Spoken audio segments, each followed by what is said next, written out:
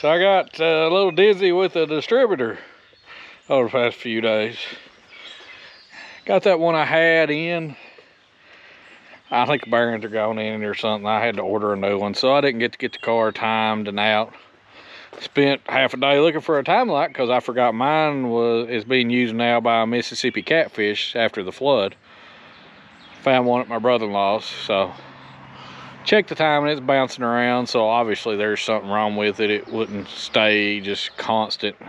No matter what I did, it would miss. So once FedEx drops a new one, we'll get it in there and get it timed and get the thing going.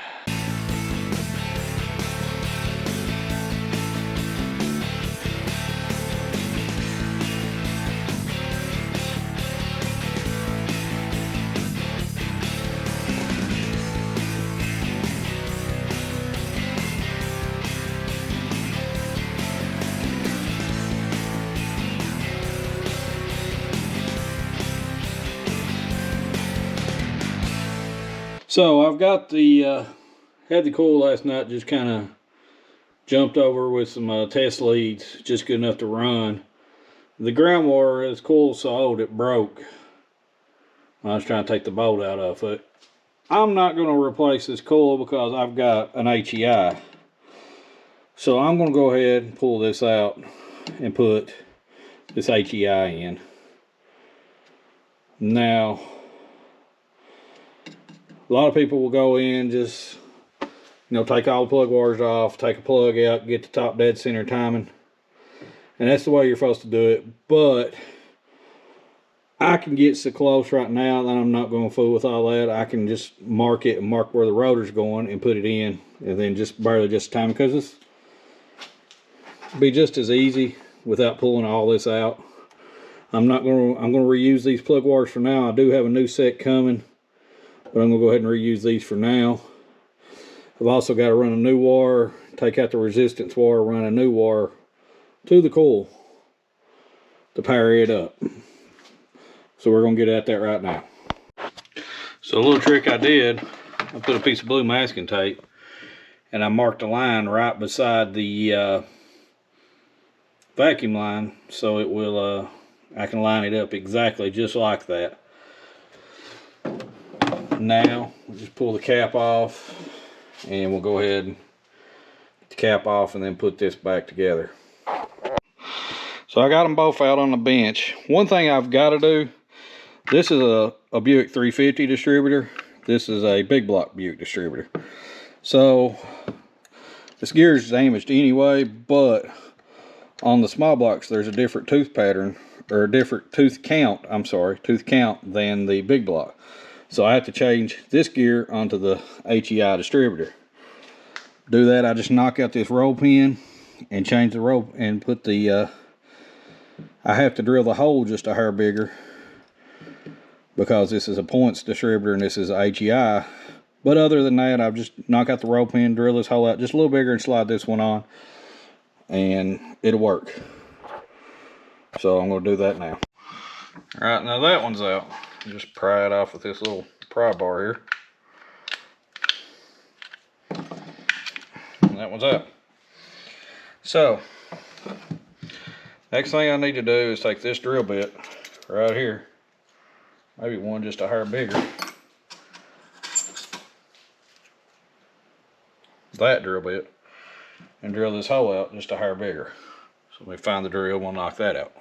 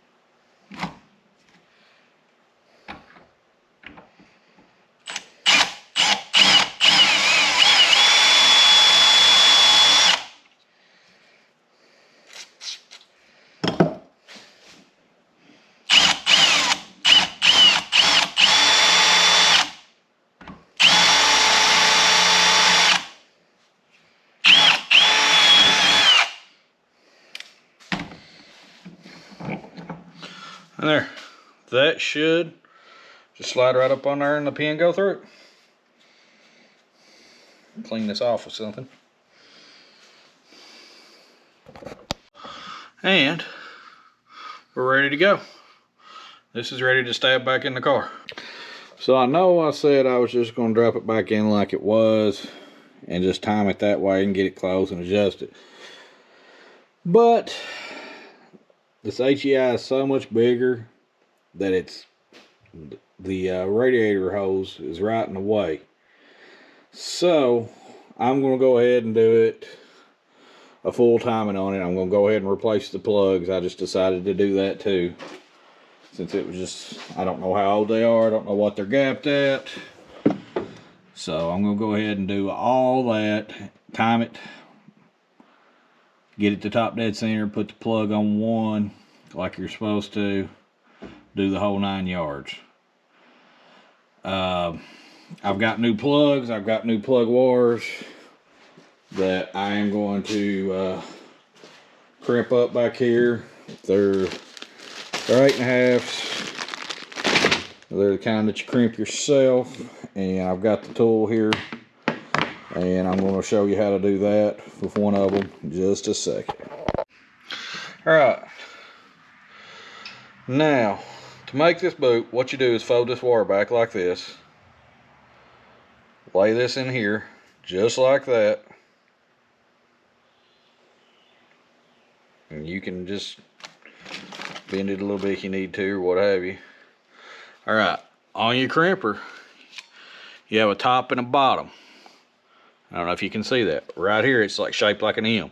This is for the open part of the crimper. The round part is for the bottom. So what you'll do, you'll lay it in here like this,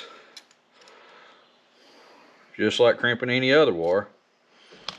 If I can hang on to it. It's kind of hard to hang on to, I'm not gonna lie.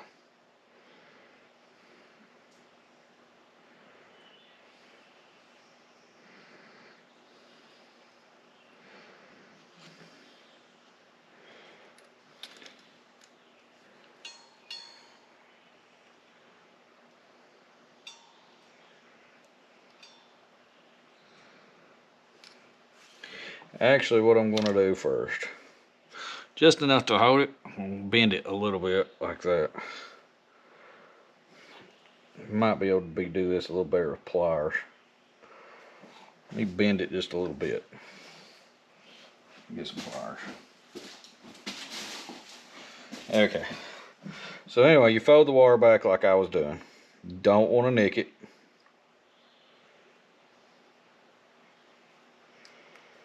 Now I'm just going to bend this up just a little bit, just enough to hold my wire. About like that right there. Then I'm going to take this and here, making sure the part that looks like an M is up on the thing. Just like that. Now I'm going to go crimp it down.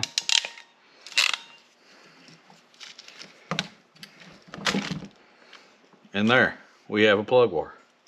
Now all you got to do is slide on the boot, which is going to fight you tooth and toenail. Find the right boot, because I have these others laying here. One of these.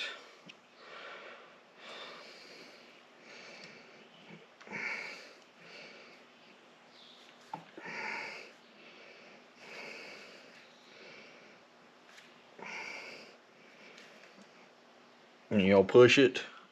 I don't know if you can really see in there, but you'll push it till you see it. It'll bottom out. You may have to stick a screwdriver or something, pull it around, which is probably what I'm going to have to do here. Don't want to tear your boot though, whatever you do. Take these pliers.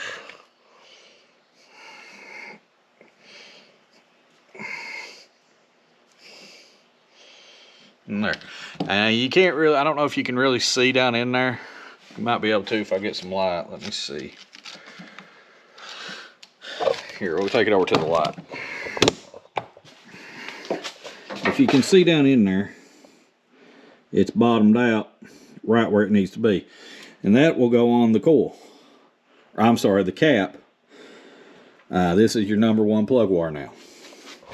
And you just repeat the process. Take the wire off, measure it, and do it for each plug. You know, just try to get the same length, similar. Some of these come all one length, some of them don't. This tool actually, if they're not pre-stripped like that, it will strip them. So, you know, you just do whatever you need to there, but that's how you make an HEI plug wire. A non-HEI is the same way, it's just a different type connector. If you'll see right here, it's just a bigger connector and a little different, but they work the same way. Now, let's see if I can get in here and remove number 1.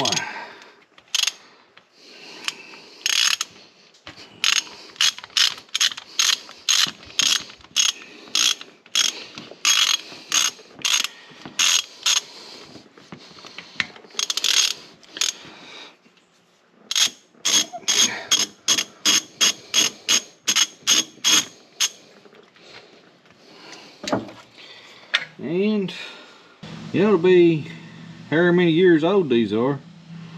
They're in really, really good shape. Okay. One thing I'm doing, I'm getting a little ahead of myself. It's been a few days since I've been out here and I realized I don't have the coil wired. So I need to go ahead and get this wired up. And you saw earlier I said this is like 16 gauge wire.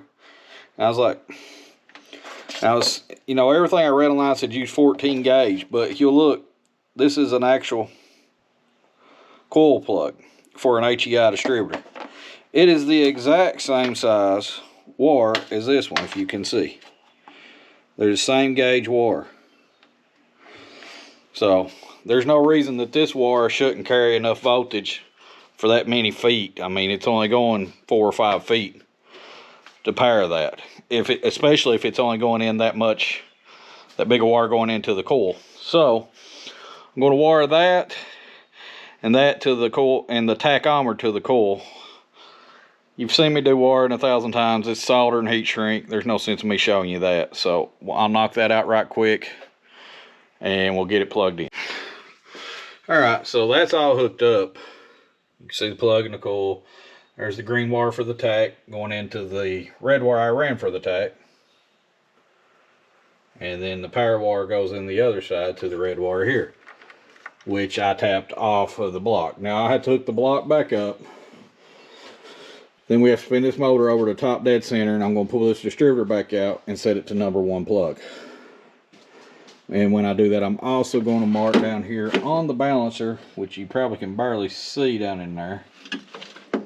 But I'm going to go ahead and mark top dead center on the, at 0 on the crank pulley, the balancer.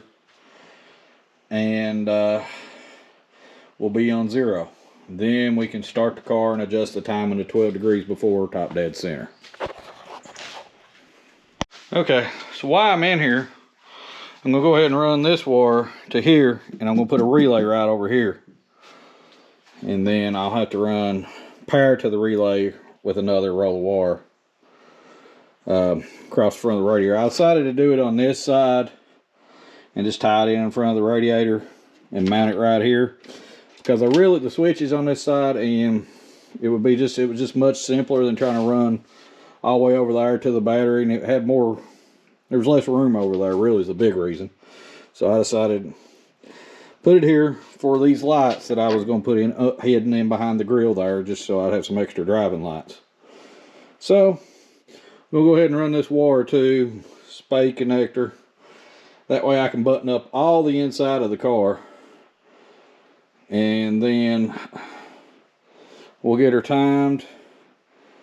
I'll have to get another roll of wire to fix these lights, obviously, but actually maybe not, because I've got a roll of this.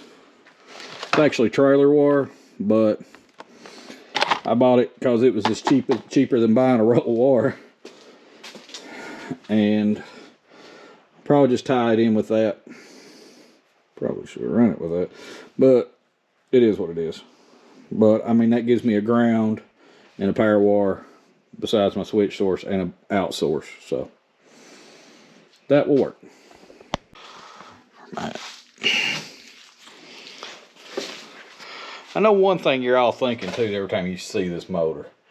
Man, that thing's dirty. And it is. I know it's dirty. I know it's real dirty.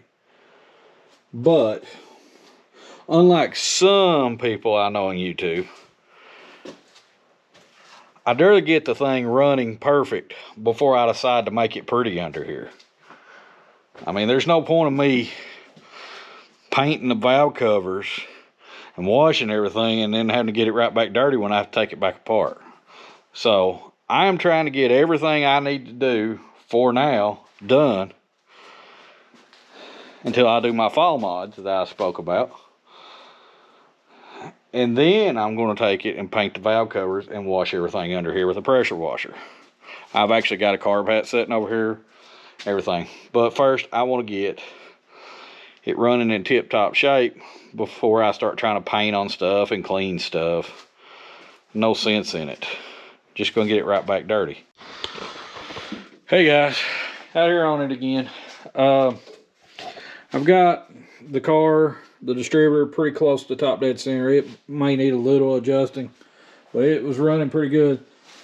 However, as you can see, the tack wire's cut loose, and we thought it might be the tack. We kept getting arcing over, and really it was my own mistake. I just wasn't paying attention, and I was guess I got in a hurry, and I didn't realize there's no ground coming to the coil. Kept hearing a clicking sound and all that. Popped the cap off, and it's arcing like crazy. We thought it might be the tack doing it at first because it was arcing right on the tack wire, and the tack was jumping. But come to find out, I got to looking at it and realized that when I bought all this ground wire wasn't in here. So that's my mistake. I should have noticed that from day one, but I guess I just got in a hurry and didn't notice it. So I don't have one of those pins laying around, so I'm going to take this piece of sheet metal and cut me one and make me a new ground wire up, because a spade connector will not get down in there. I've done tried that. They're just too fat. I don't want to tear that up. I should be able, this should conduct it good enough. It's a piece of steel here, or aluminum one. I'm not sure if it's aluminum or steel, but it should conduct it good enough to ground it. If it doesn't, we'll get one of those pins out of that other coil in the morning. But other than that, the car run really well. The new wires here, I'm probably going to trim them down and re-shorten them and re-strap them and everything just to make them look pretty. But right now, I'm just trying to get the thing running. So I'll probably do that and take these valve covers off and paint them and wash the motor all one go around. Wash the motor first, obviously, but I'll probably do all that one go around and clean up all under the hood and go ahead and shorten the wires up and make everything nice and pretty. Like I said, I want to get it going good before I worry about how pretty the car is. So right now I'm going to find a pair of 10 snips and make me a terminal, basically, which is just like an L. I'll cut it out and show you what I've got, and we'll drill a little hole in it and solder the wire through it, and then put a spade or a ring connector on the end and tighten it to a screw, and we should be running good then. So after trimming, this is what I made. Just a little square L type piece, just something that's going to conduct electricity. Now I'm going to take a nail, punch it, drill a little hole in it so I can wrap the wire through it. Then I'm going to solder the wire onto it, and once I do that, it should be really, really secure. So let me find a hammer, get that done, and I'll show you that. Alright, if you can see there, I just put a little hole in it, and the reason I'll do that, and here's why I put a hole in it. So when you take your wire, twist it up a little bit so it don't unravel. You can slide it this way into here, Now when I hit it with the soldering iron and solder, this will stay tight. Then all I gotta do is heat shrink the end of it, put a ring terminal on this end, and this is done. And there we go. Hopefully this will work. So guys, I believe what's going on, I've got it in here, I've got everything wired up. The car starts up and runs, but it's got a dead mess in it. This distributor I got was used, but it looked to be in really good shape. So I think what's going on is something's bad in that distributor. Either the module's bad or the bearings are wore or something. I'm not really sure yet. Bad thing is I'm going to have to order a new distributor. To do that, it's going to take a few days to get in. And then we'll come back in and time it with the new distributor. And we'll put that on here, us timing it and getting it on here. The car is actually staying pretty good in time right now. I checked it with the light here, but it's bouncing like it's got a dead misfire, and the motor's not idling right. Classic sign of a dead misfire. I've got all new plugs, new plug wires, new cap, new coil. All that is new on the car, new rotor. So that leads me to believe it's something in this distributor. To rebuild that distributor is going to cost about $50 to $80. I can buy a new one for $130. I think I'll just put a nice new pretty one on it and call it good.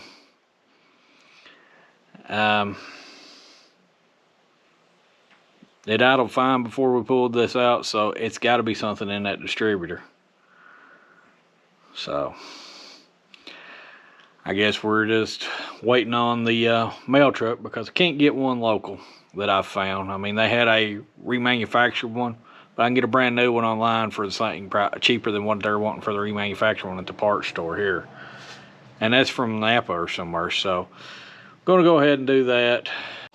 So this is the new distributor I got in. All billet aluminum. It was cheaper than rebuilding the other one. This should take care of the problem I had the other. And like I said, the other one, I think the bearings are gone, or the modulator's gone. One module, I mean. So I'm not sure. This one actually has adjustable vacuum advance if I need it and everything like that. But for what I paid for it, it seems to be a lot better distributor. So I'm gonna jerk that one out, put this one back in the same spot, and see if that cures the idle problem.